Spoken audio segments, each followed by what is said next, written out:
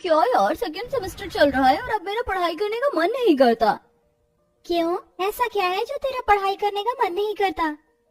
College में हम इतनी हॉट हॉट लड़कियां हैं, फिर भी सभी लड़के एक ही लड़की को देखते हैं। अच्छा ऐसा है क्या? मुझे तो पता ही नहीं था। कौन है वो खुशनसीब जिसे पूरा कॉलेज देखता है? कहीं तुम मेरी बात तो नहीं कर रही हो? शक्ल देखी है तुमने अपनी? अरे तुम्हारी बात नहीं कर रही हूँ मैं, उसकी बात कर रही हूँ। Richa, Richa the famous girl in this college. Oh अच्छा, तुम उस लड़की की बात कर रही हो जो बहुत ज्यादा अमीर है? आई थिंक खुराना की बेटी। हाँ बहन, मैं उसी की बात कर रही हूँ। सभी लड़के उसी के पीछे लट्टू हैं। उसका मुकाबला तो हम भी नहीं कर सकते, लेकिन मैंने सुना है कि वो हमारे कॉलेज की चंपू लड़के के पीछे पागल है। चंपू नहीं, उसका नाम शौर्य है। वो बहुत डिसेंट और बेचारा बहुत गरीब है। गरीब कुछ नहीं होता। अरे वो तो फायदा उठाने वाला लग रहा है, मुझे जानबूझकर अमीर लड़की को फंसा रहा है। तभी वहाँ ऋचा की सहेलियां आ जाती हैं। अगर तुम लोगों को अपनी जान प्यारी है तो यहाँ से चली जाओ, क्योंकि हम अपनी सहेली ऋचा की चुगलियां तुम दोनों के मुंह से सुनना नहीं चाहते। श्वेता के इतना कहते ही वो दोनों वहाँ से चली जाती हैं। तभी ऋचा आती है।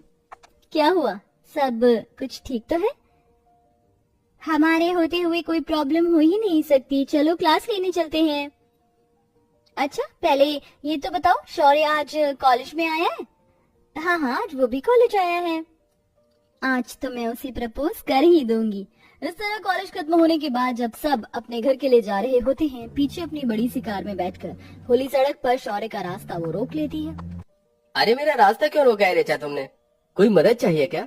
शौर्य, दरअसल मुझे तुमसे कुछ कहना था। ये हमारा फाइनल ईयर है और मैं अपने दिल की बात कहना चाहती थी। दरअसल मैं तुमसे बहुत प्यार करती हूँ, तुमसे शादी करना चाहती हूँ। अरे पागल हो गई हो? मैं बहुत गरीब हूँ, तुम्हारे लायक नहीं हूँ। तुम मुझसे बहुत आगे हो, बहुत अमीर हो, मैं तुम्हारा मुकाबला नहीं कर सकता। प्यार में अमीर और गरीब कहाँ से आ गया? मैं तुमसे सच में बहुत प्यार करती हूँ। मैं तुम्हारे बिना किसी और की नहीं होना चाहती। मुझे मना मत करो। क्या तुम मुझसे प्यार नहीं करते? मैं तुम्हें पसंद बहुत करता हूँ, कहीं न कहीं प्यार भी करता हूँ, पर इस प्यार की कोई मंजिल नहीं। तो मेरा हाथ तो थामो, सब कुछ ठीक हो जाएगा। मैं तुम्हारे साथ गरीबी में भी खुशी से रह लूंगी। रिचा ऐसा कहकर शौर्य का हाथ पकड़कर उसे अपने घर ले आती है, जहाँ वो उसे अपने अमीर बाप से मिलवाती है। डैड, ये शौर्य है। शौर्य ये मेरे डैड है। डैड, मैं शौर्य को पसंद करती हूँ। अच्छा तो ये बात है। तो बेटा तुम कितना कमाते हो?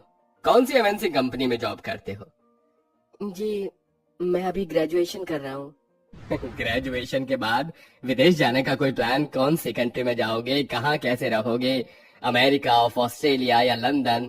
तुम्हें पता है रिचा की आगे की पढ़ाई मैं ऑस्ट्रेलिया से करवाने वाला हूँ। डैड, आप ये सब क्यों बोल रहे हैं? मैंने आपको सब कुछ समझाया था ना। ये 2 कौड़ी का आदमी तुम्हें कभी खुश नहीं रख सकता रिचा। मेरी बात मानो, इसका ख्याल अपने दिमाग से निकाल दो।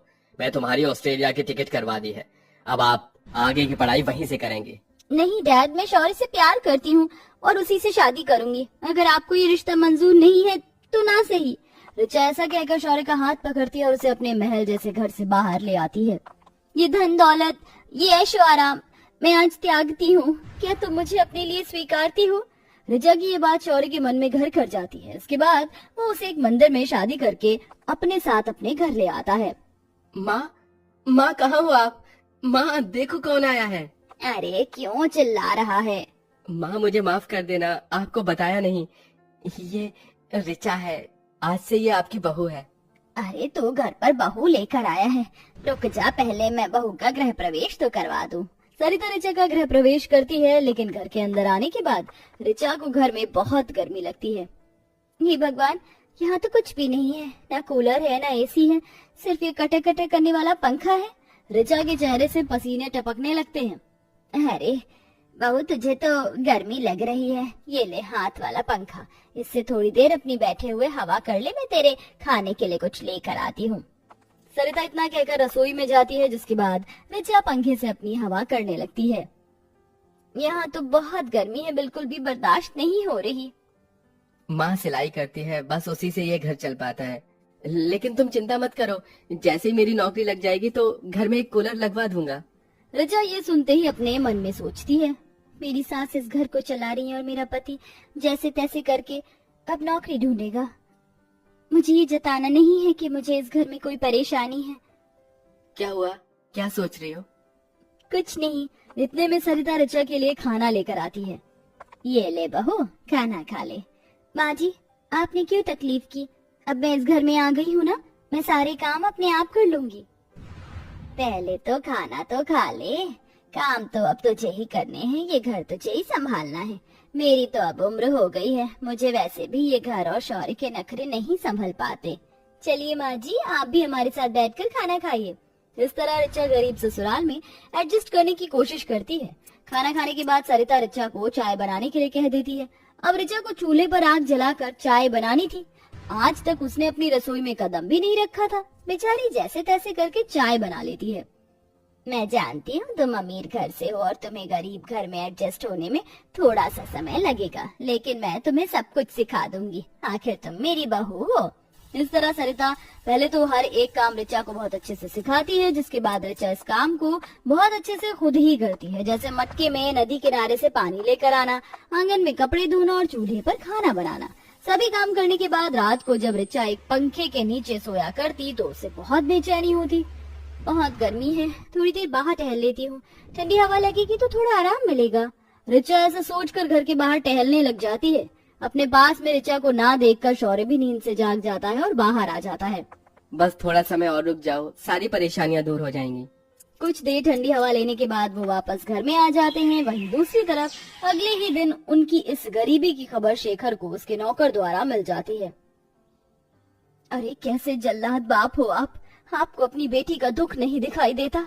अरे पलकों पर बिठाया था अपनी राजकुमारी को मैंने, कभी नहीं सोचा था कि वो इतनी मेहनत भी होगी। शोभा, अब मुझे और बर्दाश्त नहीं हो रहा, मुझे अपनी बेटी से मिलने जाना है। साथ में कुछ लेकर भी चलेंगे। इस तरह शेखर और शोभा अपने साथ कुछ गर्मियों का सामान दहेज के एक तोहफे के रूप में फ्रिज, एसी जैसा पूरा सामान पैक करवा कर एक ट्रक के साथ अपनी बेटी के घर पहुंचवा देते हैं और खुद अपनी पत्नी शोभा के साथ अपनी बेटी के ससुराल आता है, जहां वह अपनी बेटी को गर्मी में इतनी मेहनत करते हुए देखता है। अरे पिताजी, आप मेरे ससुराल में पहली बार आए हैं, चलिए मैं आपके लिए कुछ अच्छा बनाती हूँ। ऋचा अपने माता और पिता के लिए अपने ही हाथों से सत्तू का शरबत बनाती है। हमारी नन्ही सी राजकुमारी इतनी बड़ी कब हुई पता ही नहीं चला। बेटा मुझे माफ करना, मैंने कुछ ज्यादा ही ज्यादती कर दी तुम्हारे ऊपर। मुझे ऐसा नहीं करना चाहिए था, मुझे समझना चाहिए था तुम्हारे प्यार के बारे में। हाँ बेटी, हम माँ बाप से जो भूल चूक हुई उसे माफ कर दो, मुझे आपसे कोई गिला शिकवा नहीं। तभी घर में शौर्य आता है। अरे ये बाहर इतना सारा फर्नीचर का सामान, फ्रिज, एसी, कूलर, पंखा, ये सब कौन लेकर आया है? बेटा ये मैं लेकर आया हूँ तुम लोगों के लिए।